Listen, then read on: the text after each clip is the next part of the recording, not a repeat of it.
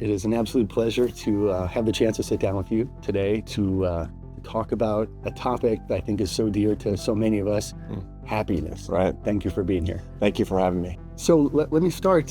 Happiness, I think, can be an elusive concept for many people, a challenge to pursue and cultivate. Why elusive and why so challenging? Well, it's been something people have been looking for thousands of years, obviously, but it's really burdened with two big mistakes that people make about it. To begin with, people think that happiness is a feeling, which it isn't. Feelings are evidence of happiness, but they're not happiness itself. Feelings or emotions, they're designed to give us signals about what's going on in the world, whether they're threats or whether they're opportunities. And if you hook your happiness up to your feelings, it's going to be a big problem, and a lot of people do that. The second is that the mistake that people make is they think that happiness is a destination and they can actually get there in this life. And you can't, because you have aversive situations and you have things that are happening to you that are not supposed to make you happy. And so pure happiness is actually not a destination, it's more of a direction. Once we start to understand those things, we can start to make some real progress. So it is a process, it's a journey. Yeah. And so that makes me think of your new book. Congratulations, Thank by you. the way, Thank you. that you've written with Oprah Winfrey. Right. And in that book, you talk about 3 macronutrients, which I think is a very interesting term. Macronutrients to, I guess, cultivate happiness along this journey. I'm curious, why the term macronutrients? Well, I started off with this metaphor of happiness as a meal. Now, you wouldn't say that your meal is the smell of the meal any more than you'd say that your happiness is feelings of happiness. The feelings are evidence of happiness, and the smell of your turkey dinner is evidence of your Thanksgiving. But your Thanksgiving dinner is a real thing, and it's really made up of 3 macronutrients: protein, carbohydrates, and fat. So all nutritionists talk that particular way, and those are the building blocks of food. Similarly, the building blocks of happiness are threefold in much the same way. They are enjoyment, satisfaction, and meaning. Where you have to enjoy your life to be a happy person, you need to get satisfaction in your accomplishments and work, and you have to have a sense of meaning, the why of your life. And if you don't have those things in proper form and order, balance and abundance, just like the macronutrients in your diet, you're not going to be well.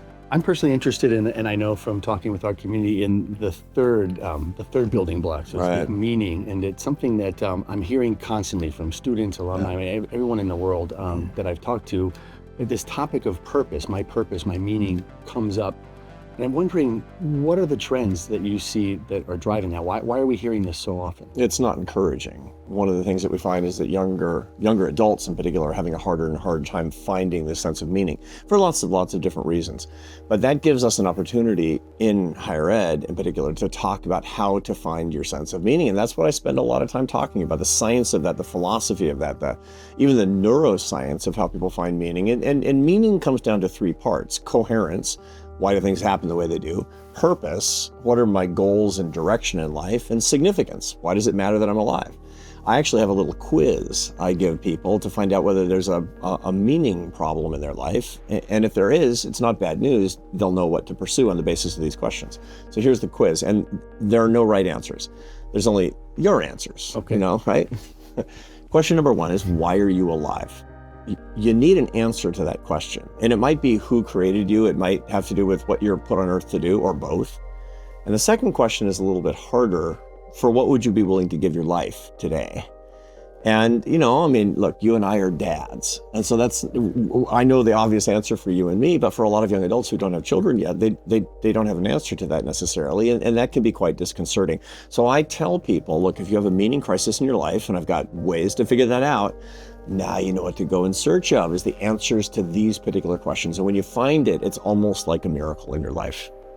And so you mentioned education as part of this, and we're both teachers, so that's something close to our hearts. And it's interesting, you teach a course at Harvard that brings together happiness with leadership. Yeah. And some might argue that, in fact, leaders, corporate or governmental leaders, are creating a lot of unhappiness. Yeah. Many do. So it's interesting that you're bringing them together. And I'm curious, what are the connections that you make in that course and that we should all be thinking about with the connection between happiness and leadership? The value proposition, which I also have in my lab at Harvard, is how to make leaders into happiness teachers. And so on the first day of class, I show them all these data that if you actually are a happiness teacher and people get happier in your workplace, things are going to go a lot better for your business. But you have to know how to teach it. And starting that teaching process starts with your own happiness. Like they say on the airplane, you got to put on your own oxygen mask first. In terms of leaders, I mean, does the leader have to cultivate their own happiness and get to a certain point before you would say you grant them the right to try to create it in the environment as a chief behavior officer, so to speak, or is it something that they should be working on in parallel? In parallel, but they have to be serious about their own happiness. Nobody wants to work for a miserable leader. I mean, it's just the worst, and that follows intuitively. Everybody has worked for miserable leaders, and it's just not fun, and it's not effective. So once people are on the journey for themselves, then they really want to share it with other people, and that's the kind of the condition that you need. It's like you're learning, you're changing your habits, and now you're starting to spread it to other people in kind of a spirit of love and lifting people up and bringing them together, and that's when work starts to get pretty fun, and that's what I'm all about. It's interesting. So if you're one of those people in a workplace where you have a leader who's not happy, right? And you said an unhappy leader tends to create an environment that's not particularly conducive to the cultivation of happiness. So what's the advice for professionals working in a fairly toxic environment? How do they cultivate and pursue their happiness? You start to work with the people who are around you. This is really what I talk about. So I meet people who are in middle management all the time and say, in the hierarchy of the organization, it's, infused with misery, with unhappiness. And I say, start looking around you at the people you can actually influence. Start becoming a happiness leader yourself. And what'll happen is you're going to find yourself starting to manage up. Why? Because the people who you work for are going to look at you and say, she's got something. I want some of it. And you're going to actually be able to share it up as well as sideways and down. Let me try to connect. So you mentioned meaning before, yeah, and we just talked about happiness and leadership. So as a leader, what can you do, given that people are in search of meaning, as you said? I mean, what can you do as a leader to try to build meaning into daily life of your employees? Yeah, I mean, this is a good question, and I've looked at this a lot. I've looked at the data on what actually brings a sense of workplace meaning more than anything else. And I've looked at the standard measures. How much should you pay people, and how much do acknowledgments and recognition of hard work and job title, how much does that matter? And the answer is not very much. If somebody doesn't have a sense of meaning, you're not going to be able to keep them around. I mean, really with almost any amount of money, as a matter of fact, because we live in competitive economies, and good businesses will hire somebody who's unhappy away from you if they're a productive employee. There's really two dimensions you need to work on. Number one is a sense of earning your success, and the other is the sense that you're serving other people. You need to have that in your own career as leader so that you can find satisfaction and joy in your own work, but you have to create that environment for people who work for you as well. Those are the only two dimensions that really matter for finding meaning in work. Now, when I talk about earned success, that means creating value with your work and value in the lives of other people and being recognized and acknowledged for it. That's really important. That's why meritocracy is so critically important. And running organizations that are not meritocratic, they just decimate the morale of people because this earned success is not present. The second is helping people see that they're lightening the load for somebody else. Is actually seeing the faces and hearing the voices of the people that their work is affecting. And that's not easy in a lot of organizations.